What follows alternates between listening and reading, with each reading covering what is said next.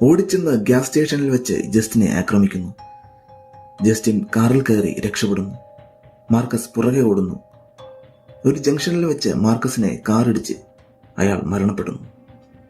ആർച്ചറിന് Justin കുട്ടികളുടെ ഡിസപ്പിയറൻസിൽ പങ്കൊന്നുമില്ലെന്ന് മനസ്സിലാകുന്നു. അയാൾ തന്റെ കണ്ടുപിടുത്തം ജസ്റ്റിനെ കാണിക്കുന്നു.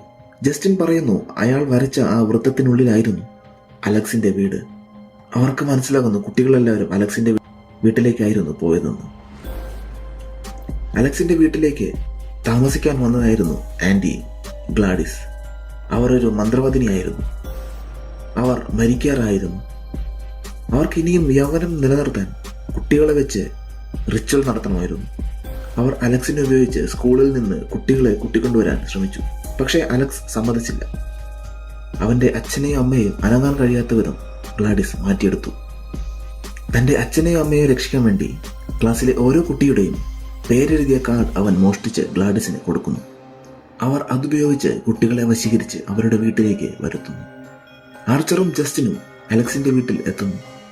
അവരെ പോളും ജെയിംസും ആക്രമിക്കുന്നു. ജസ്റ്റിൻ പോളിന്റെ തോക്കെടുത്ത് രണ്ടുപേരെയും ഷൂട്ട് ചെയ്യുന്നു.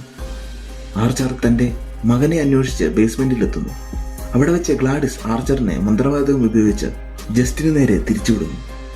ഇതിനിടെ അലക്സ് ഗ്ലാഡിസിന്റെ റൂമിൽ കയറി അവരുടെ വിഗിൽ നിന്ന് മുടിയെടുത്ത് അവർക്കെതിരെ ഉപയോഗിക്കുന്നു.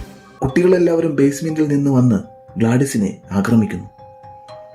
അവർ എല്ലാവരും ചേർന്ന് ഗ്ലാഡിസിനെ കീറി മുറിച്ച് കൊലപ്പെടുത്തുന്നു. ഗ്ലാഡിസിന്റെ മരണം മറ്റുള്ളവരെ അവരുടെ പിടിയിൽ നിന്നും മോചിപ്പിക്കുന്നു. ആർച്ചർ തന്റെ മകനെയും എടുത്ത് വീട്ടിലേക്ക് പോകുന്നു. കുട്ടികളെല്ലാവരും അവരവരുടെ പാരൻസുമായിട്ട് ഒത്തുചേരുന്നു. അവരിൽ പലരും സംസാരിക്കാൻ തുടങ്ങിയത് 1 വർഷത്തിന് ശേഷമായിരുന്നു.